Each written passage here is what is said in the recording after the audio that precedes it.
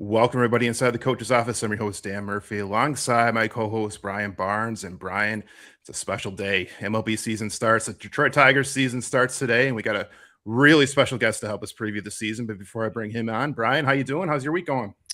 Well, I've been extremely busy, and it's one of those things. Like, it hit me last night, and I shot you a text. I was like, "Holy heck!" Like, the Major League Baseball is here, and it's a great feeling. And it's definitely in Detroit. It'll hit differently when we get our home opener in a week, but still, man, like we're watching our favorite team play baseball today. Like, it is a great day. I've been in a great mood all day. So, like you said, fired up to talk to our guest. Going to give us some awesome insight, and he's fantastic. And can't wait, man. Can't wait. It's a great day.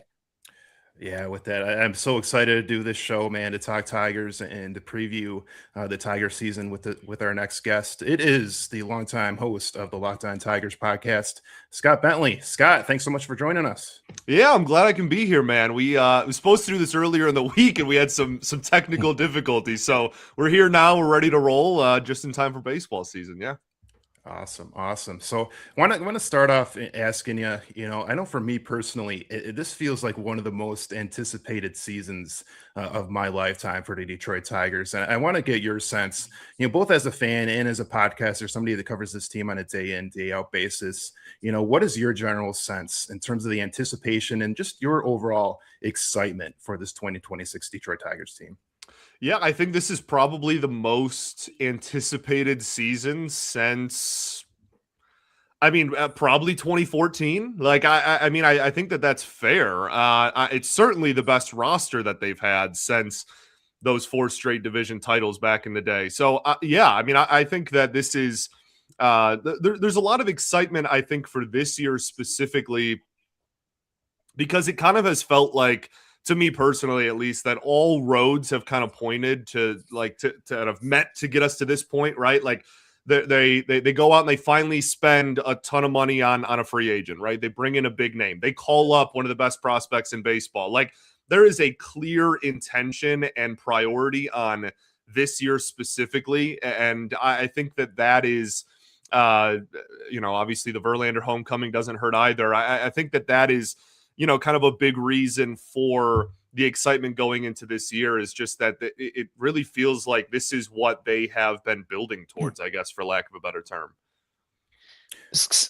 Yeah, I was gonna say, Scott. Yeah. Like, I go back. Like, I think, like, I don't know if you guys remember the 2006 season, but they didn't have the extremely high expectations. But after that season, I remember going into '07. Like, that was like, oh, okay, World Series appearance. Like, that's what I feel like even back to then. But to your point about the overall excitement and anticipation, like, I think, we're going to talk about it a little bit later. I think a lot of it has to do with Kevin McGonigal, right? And I was texting a buddy of mine last night, like, when was the last Tigers hitter that we can think of that they developed and had this type of anticipation to start the season in the majors? Maybe Nick Castellanos, but not to this, but not even to this level. So that, to me, for me as a fan, that's where my excitement is. A lot of it's because of him. Yeah. I think you could argue, like, I don't want to get too crazy. I think you could argue it's since the 70s when, like, the core that ended up winning in 84 won. Like, I really don't think, when you're talking about, like, home drafted and developed talent, I hitters, obviously, like Verlander, but, like, it's purely on the hitting side of things. I like Castellanos, maybe Granderson, maybe, but, like, I don't think anyone is close to his expectations or how the player he projects to be, probably since those, like that core of Gibson and Trammell and Whitaker and all them that came up together. Sticking with Kevin McGonigal, coming up as a 21-year-old, what do you think his ceiling can be for this season? And then beyond, what do you think, just his overall career, Sure. where do you think his ceiling might be? Yeah, I'll start with the career one, because I weirdly think that's easier. I think, like, when it's all said and done, I truly think if again, we're talking pure ceiling, his ceiling is to be like one of the best hitters in the American League going forward. Like, I truly think, we'll see how the defense develops, right? We'll see if he sticks at shortstop. Maybe he has to move off of it down the road. Maybe he has to move off it as a rookie. And we realize that it's not meant to be. But, like, we saw good enough defense in spring training and good enough base running in spring training.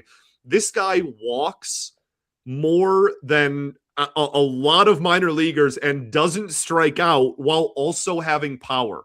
Those are like the three things that make a good hitter, right? If you're to pick three traits, those would be the first three you would pick. So, I mean, truly, I think the career ceiling for him, I mean, we're talking like over 300 hitter, which used to, means more now, if anything, than it used to. And, a guy that is just an on-base machine. I think they try him at leadoff at some point before the end of the year for that reason, even with the power potential he has. This year, I don't want people to be like disappointed if he puts up like a 750 OPS like that. You know what I mean? Like there's nothing wrong as a rookie. If he can draw walks and get on base at a really good clip, an OBP in the mid 300s and run into 15 or more homers, like I will gladly take that. And I think Scott Harris, to his credit, said it best. Like they make this call up not with the intent of McGonigal to be the savior of the team. This is not like you need to come up and you need to be an MVP immediately. He can just be a 6 or a 7 hitter, and that can like be very valuable and be exactly what this team needs this year. So I don't know. Like I would love for him to be, Corey Seager and put up a 6-win season right away. But I think that I'm not going to doubt the kid, but I would expect him to be an above league average hitter pretty much right away.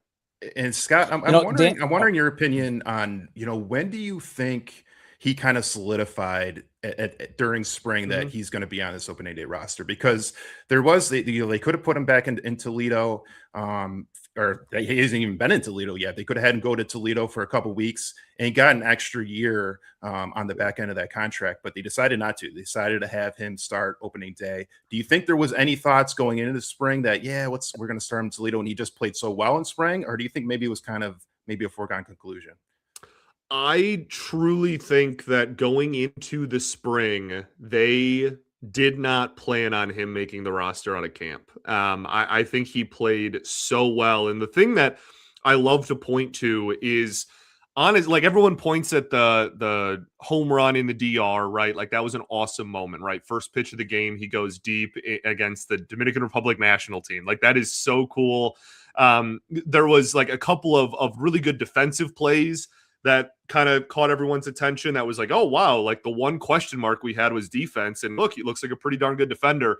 For me, it was honestly, and this is going to sound weird, but it was the quote unquote struggles that people were pointing out that he had at the plate over the last week and a half of the spring.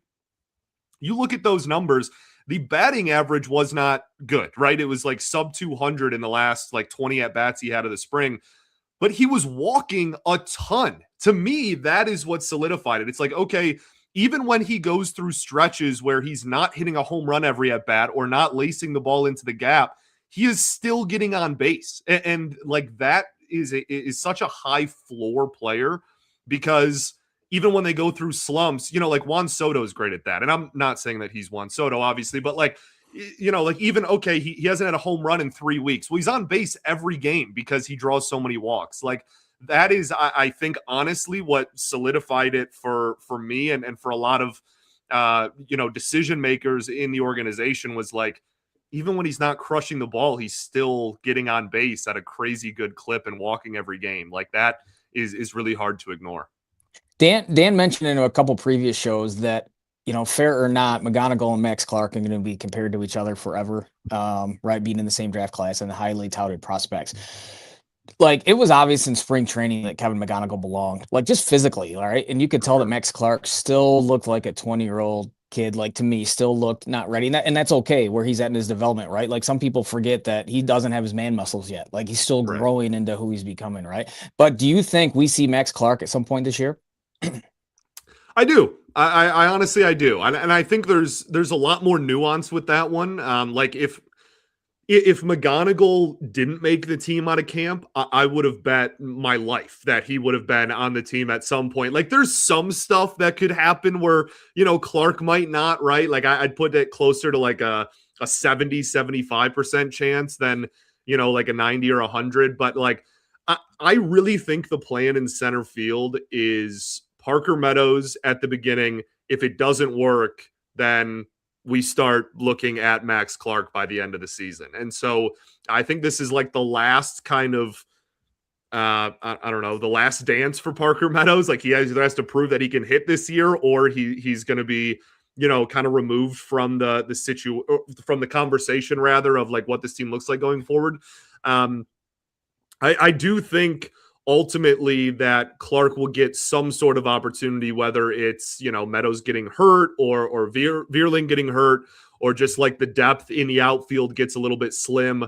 But this is also something he has to earn that too. They're not going to call Max Clark up if he's hitting 220 in AAA, right? Like that is like he's never played in AAA before. We're about to see him in Toledo for the first time. So he does have to produce and does have to hit. So like I said, a little bit more nuance, but if I was a betting man, I'd probably lean toward yes at some point in the second half of the season. I think we probably see him. And Scott, looking, we've talked a lot about Kevin McGonigal as a prospect coming up and being the hitter in that lineup that they need. But going into the offseason, we all thought the hitter into this line was what they needed, right? A right-handed power bat. They end up not getting that, but they add a ton to their pitching staff and their bullpen, bringing in Finnegan and Jansen to start to add to the back end of that bullpen, and then going out and getting Framber Valdez, and then putting the cherry on top of the sundae and getting Justin Verlander. What are your overall thoughts on the offseason, and how much do you think this improves the entire roster going into 2026?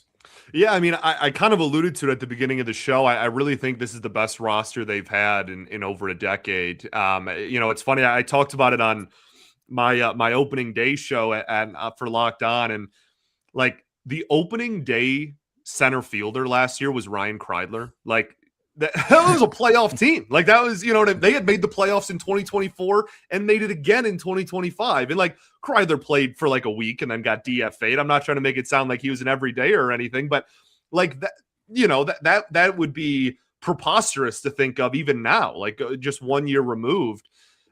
So I think that the organizational depth has improved a lot. And I think that starts with improving the top end talent, right? If you bring in top end talent like Fromber, everybody else can move down a peg, and there you go. Your depth improves. I also think that they are considering, rightfully so, I'm not saying this is wrong, but they are considering McGonigal as like an off-season addition, which like he wasn't on the team last year. He's on the team this year. So I think when you kind of put it all together, you bring in an ace caliber pitcher, you bring in two relievers that people are really excited about in high leverage. And also like, Drew Anderson was incredible in the spring. I'm not, I don't think people were thrilled with that signing when it happened, but like he showcased a lot to like in spring training. And then you add one of the best, if not the best prospect in all of baseball on the offense. Like that's really, I think when you compare and contrast off seasons from like the Tigers to other teams,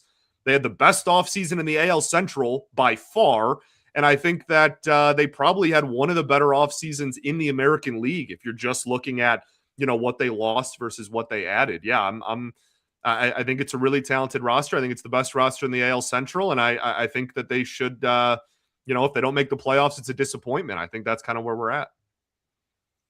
And with the Justin Verlander signing, obviously so much nostalgia, so much memories.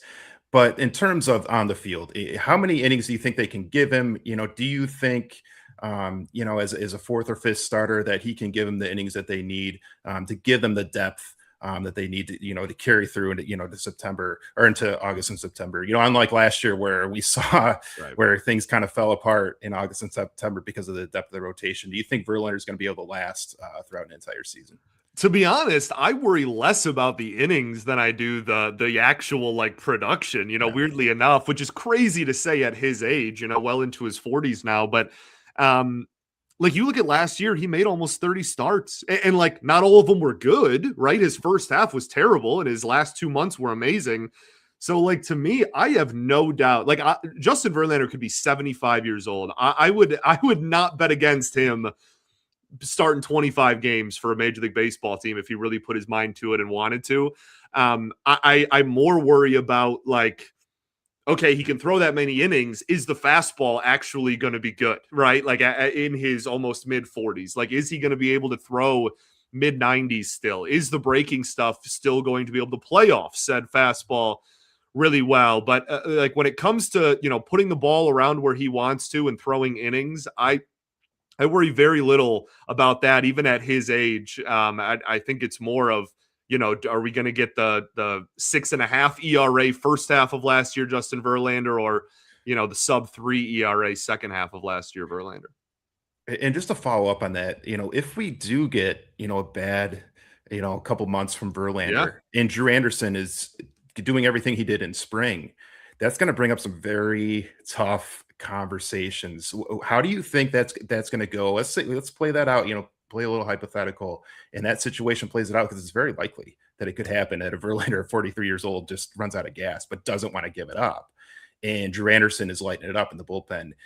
Does Hinch eventually, do you think he's going to make that tough decision and put Anderson in the rotation and have Verlander maybe pitch out of the bullpen? Yes, I think that they will have zero fear putting Drew Anderson in the rotation. But again, like, to be honest with you, I worry about Casey Mize this year more than I do Justin Verlander in terms of, like, again, I'm not saying Verlander is going to be the sub 3 guy. If Verlander puts up like a 4.2, I'm thrilled. Like, if he does that and throws 5-6 innings every day, I'm absolutely thrilled with that. I genuinely worry about Mize, and I think a lot of people kind of are as well after the comments that he made in the spring and how bad of a spring he had. That one I think is honestly a shorter leash than Verlander. Verlander has one too. Don't get me wrong. They're not just going to let him go out there and throw, 6.5, 7 ERA ball. Like, if he struggles, then they have Cater Montero waiting in AAA too.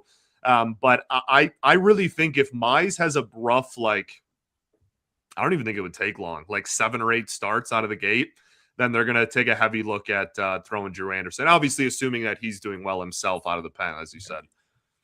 Because that was something I was wondering. Brian and I had talked about a couple podcasts ago with Casey Mize after he made those comments after one of his spring starts. I think it was 2 starts ago. Yeah. And he talked about his mechanics are all out of whack. And I thought maybe you do one of those, like, he's got shoulder soreness. You got to just make up an injury so that he can go to Toledo and have, 2 or 3 starts in Toledo to kind of work some things out. But that's not the case. They're going to run out the gate with him as the 5th starter. I do think that's kind of, interesting too, that they slotted him as the 5th starter as opposed to the 4th starter. I think that's all those things kind of lead to me being pretty concerned about Casey Mize and, this being last year of his deal too. Like, right. I don't know. Where do you think he sits within the organization? Because it's always felt kind of weird with the Tigers and Casey Mize. You go back to the arbitration a couple of years ago, and they really, people think nickel and diming Scooble. Like, you really want to talk about nickel and diming a guy. It was with Casey Mize, over like $100,000 or whatever it was. And it's always felt a little weird between the Tigers and Casey Mize, especially going long term. What do you think? Where do you think Casey Mize kind of sits within the organization right now? I think he's gone after this year, point blank. I honestly, I would even go as far to say I don't think there's a chance he's back next year. And that's not to say that, like, the relationship between him and the organization is like fractured or terrible or anything.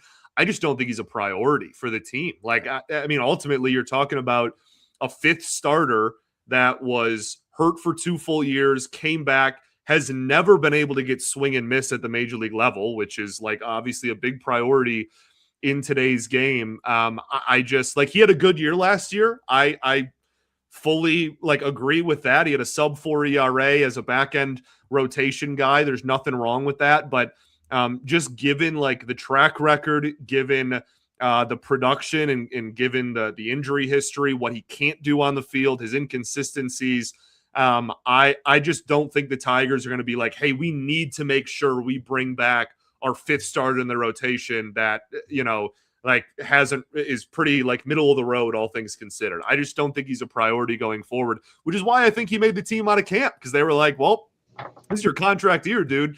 You either prove to us that you can, be worth the money and, off rip or whatever, or we you struggle out of the gate. We put Drew Anderson in, and you don't even make it to the end of the year. I think that all of those are kind of on the table, but I think this is his last year in Detroit too. Well, that kind of gives me another thought with that. Let's say, because they have so much depth. You're always going to have injuries and different things throughout the sure. season, as we saw last year. But assuming relative health throughout the year, you get to the trade deadline and say Casey Mize has been okay. Maybe not all-star level, but still a solid, maybe 3-4 back end rotation starter. And Drew Anderson's pitching well. Emmanuel Jesus, who they've gotten, pitches well. You still got Cater Montero. Like, you got guys who can step in the back end rotation. Could Casey Mize potentially be one of those rare trades where you trade a major league guy, former all-star, for maybe a hitter to come into that lineup come trade deadline time? Yeah, I think it's a fair question. I think that the follow-up question with that would be, what kind of market would he have?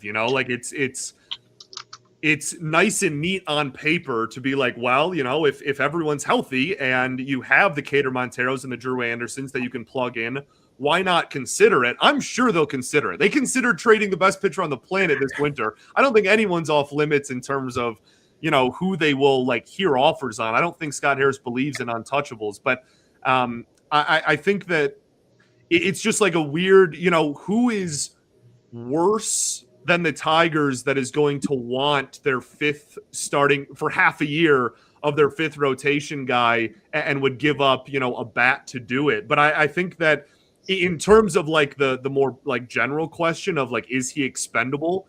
Extremely. I think he's the most, him and Verlander, obviously, just because of the point of his career, are the two most expendable guys on the roster. If they struggle or get, hurt, obviously, but if they struggle or have slow starts, I don't think the leash is super long for either of them.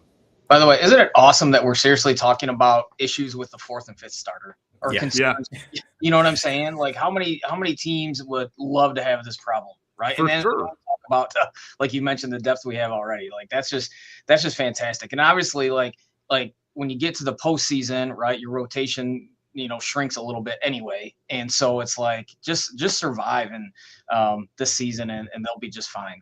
But I think that's a fascinating part of how it's going to play out. And Scott, looking at, I brought up the opening day roster here, and you brought it up earlier, what their roster looked like going into LA last year. No Ryan Kreidlers and those types on this roster. Manuel Margot was the opening day right fielder. Andy Ibanez was the leadoff hitter that year. And crazy to look at the roster and how much it's improved from one year to the next. And that was a team that went to the 15th inning in game 5 of the LDS. But you look at this roster, is there any spots across this 26-man roster you see, maybe there's some opportunities where they can improve, or maybe there's some weaknesses within this roster? Yeah, I think you can really always point to something. I mean, there are questions about, I guess the ceiling of the lineup as a whole, right? How good could this lineup with these guys really be? But I think in general, the strength that they have is offensive depth. You look at this lineup and you look at even just not even what you're projecting guys to do this year, just what they did do last year. Jahmai Jones was obviously fantastic, even with some regression. You expect him to just be good against left-handed pitching. We know what Carpenter can do. We know what Green can do. We know what he can't do as well, but we know what he can do offensively. Torkelson, Colt Keith, above league average hitter last year. McKinstry, around a league average hitter when it was all said and done. Javi last year, just under league average hitter. Glaber, it's a lineup that top to bottom, there may not be the Aaron Judge, Bobby Witt Jr., 10 WAR, 900 plus OPS guy, even though you hope, Riley Green could be that offensively at some point. But there's also not really an easy out, I don't think. I think the biggest question I have roster top to bottom, aside from just the last two guys in the rotation, which we've already talked about, so I won't bring that up again, is still the bullpen. I don't think that's a guarantee to work. Finnegan was really good when they traded for him. He struggled at the very end of the season. Will Vest is really good and has been good for the Tigers for a while, but isn't a elite sub 2 ERA guy. Jansen is pushing 40. Like, that's not a guarantee for him to be, a sub 3 ERA guy like he's been in the past. And then outside of that, it's just kind of a hodgepodge of like, we'll see what happens, guys. So it's a bullpen that struggled last year for most of the season. I like that they added to it, and I like the additions they did make. I'm not saying that they're going to suck. I just think that if there is an area that, like, at the deadline, you're like, oh, what do the Tigers need? They probably trade for some relievers. That'll probably be the top priority more than anything else, I'd imagine. The majority of these guys, I think, hitting wise, we kind of know who they are, right? Mm-hmm. We think Parker Meadows can potentially give us a little bit more. Same thing with Colt Keith. Do you think there is another level for Riley Green and Spencer Torkelson, or do we think like they're approaching that like 26, 27, 28, years old age where they are who they are almost? But do you think there's another level, or do you think this is it? I think that there is another level for Riley Green. I still I understand the concerns that people have with the strikeouts. Obviously, that is well documented, and I agree with that. And he can't strike out, over 200 times and be that dynamic hitter. He needs to walk a lot more as well. But I'm really excited for him this year because I think there have been like tangible changes made on his end in approach and whatnot to kind of make that happen. So I do think there's another step there. I think that there is a little bit more with Torkelson, but I think we're closer to his ceiling. Like, he had like a 790 OPS and 30 whatever homers last year. Like, I wouldn't anticipate him to be much more than like a 810, 820 OPS, 35 home run guy, but that is still a little bit more, right? I think there's certainly a little bit more room for him to grow.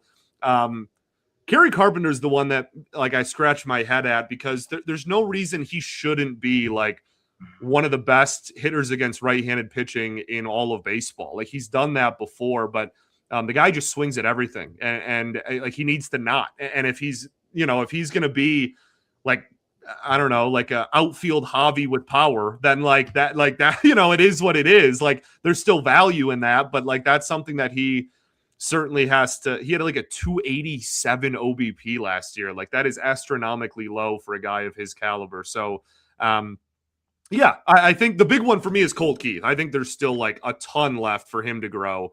I think there's a ton of room for improvement on Colt Keith's side. I think he's the one that I kind of been waiting for, like the big kind of jump between all the hitters on the team. Looking out at the entire, you brought up the American League Central and how not many teams have really done a whole lot other than the Tigers. The Guardians they never really do a whole lot in the offseason, but when all is said and done, they're always right there. And we know the Royals, man, so much talent. Do you think this is the year that the Royals kind of put it together in a contender in the Central, and just overall in this division? Do you think this is the season that the Tigers finally get that division title for the first time since 2014? Yeah, I do. I have them winning the division. I think that I really think that the Royals are the biggest threat to that. I think the Royals have a solid roster, and like I say this all the time, but like the Royals don't need to have a 90-win roster to win 90 games. They need about a 500 roster and then have one player that's going to be responsible for almost 10 wins if he stays healthy. Like, that's how good Bobby Witt Jr. is. So like I of course think that they are going to be a big threat just because of the player that they have. And again, like the supporting cast with Vinny back this year and everything, like they have Cole Reagans is amazing. They have good pitching. Seth Lugo put together a Cy Young year a couple years ago for them. That's a solid roster that I think absolutely could and will compete for the AL Central title. The Guardians, I'm just always scared of. They could have the worst roster in baseball, and I'd be like, oh, they'll probably win 85. So we'll see what happens with them, but I don't think the roster is particularly good in Cleveland this year. Not that that means anything to many people. And then, I actually think the White Sox got a lot better this offseason. I think the Twins are in for a really bad year. I have the White Sox finishing ahead of Minnesota, but neither of them should compete for an AL Central title. So I think like this is the year. Again, I think the stars have kind of aligned for you to take another big leap forward and for Detroit to make this year the year. And then wanted to ask you about Tarik Skubal. So much drama For sure. this offseason, so much of it not related to him just being on the mound, right? You go with the arbitration, everything that went into that. And then, but a lot of that was, and then even doing the little PR tour he did across, Yeah. going to the different, the Ford Field and LCA. And, some people loved it, some people hated it, but a lot of that was, contained locally. It was, either you loved it or hated it. What was going on with Scooble. But then the WBC happens, and he's kind of got 1 foot in, 1 foot out.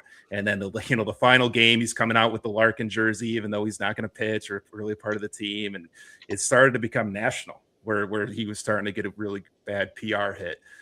What do you think with Scooble in general? Do you think once he steps on the mound in a couple hours, in San Diego, where all that's just going to go away, and we're just going to focus on baseball, and it's about winning the World Series, and that's it? Or do you think some of this drama is going to continue to linger with this being a contract year for him? I mean, the drama will definitely linger to an extent, right? Like, it's not a story that's just going to dissipate. It's a contract year for a guy that is going to be the highest paid pitcher of all time and is a Boris client. Like, I mean, there's going to be talk of it literally all year. Now, if the Tigers aren't good in the first half, then it will get extremely magnified because they'd probably trade him. And if he struggles, then I'm sure that other fan bases are going to have a ton of fun, and probably Tigers fans as well, kind of like poking at him and being like, oh, like, all the stuff that happened this offseason, and now you're not a Cy Young winner anymore, like whatever. But to be honest with you, I don't know. None of it bothered me nearly as much as it bothered everybody else. Like, I think the only disservice he truly did was talking about it as much as he did. Yeah, if he just did it and did exactly what he did, but without like talking about it every 5 minutes, I think it's like a non-story. There were like Matthew Boyd left for the championship game, so he could be ready for opening day too. Like, no one cared. Like, it's just like, I think that it was just the caliber of pitcher that he is, combined with the fact that he just wouldn't shut up about it. And I think that he just didn't do himself any favors really in that regard. So, I mean, I think that ultimately here, like, he's focused. I have no doubts that he's focused on the season. I think the team doesn't really care. And that's really all that matters to like me as a fan and a spectator, is just like, I want him to be good. And obviously this is probably the last year he's here. I don't deny that either.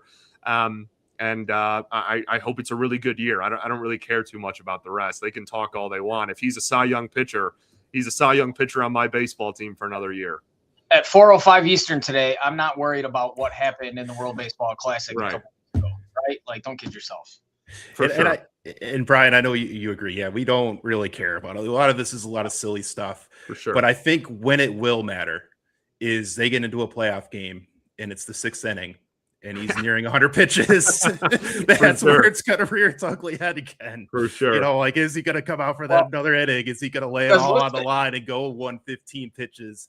Scott, Dan and I talked about this before. And again, I'm aging myself a little bit, but when Grant Hill was playing it before he left for Orlando, like in the playoffs for the Pistons, he played through an injury, right? Ended up being a foot injury that, I mean, he still got paid, but it cost him a lot of the next season, right? So I wonder if Grant Hill's thinking, man, maybe I should have sat that out for a team I know I'm going to leave. Like, so that's going to be fascinating come September and October when Tarek Skubal, is he going to be thinking, like you said, like, hey, it's game 7, game 5, whatever, man, what am I doing? It's going to be wild.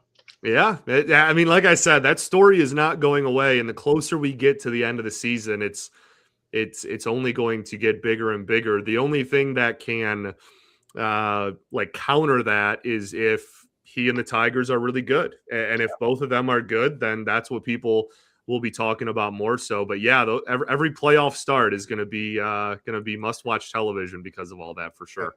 I can already see Jeff Rieger getting ready to ask the question in the clubhouse. Shout out Rieger, man. He not afraid to ask any question. I respect the heck out of him. Exactly. God bless him, man. Because he's been doing it since the Jim Leland days, man. He is not afraid to go in there and ask questions. He sure has. And Scott, before we let you go, man, we got to get some predictions. We talked about the Central. You do think they're going to win the division, but getting into the playoffs, Do you think they can do it? Do you think they are legitimate World Series contenders? And how do you think this 2026 season finishes for the Detroit Tigers? Yeah, so I have them at about 91 wins, I think was my official number. I think part of that is like if they're in first place in the division at the trade deadline, then they probably bring in some more help, shore up that bullpen or whatever they may need at that time. So kind of with the assumption in mind that they'll add a little bit more at some point this season as well, I think they probably eclipse 90.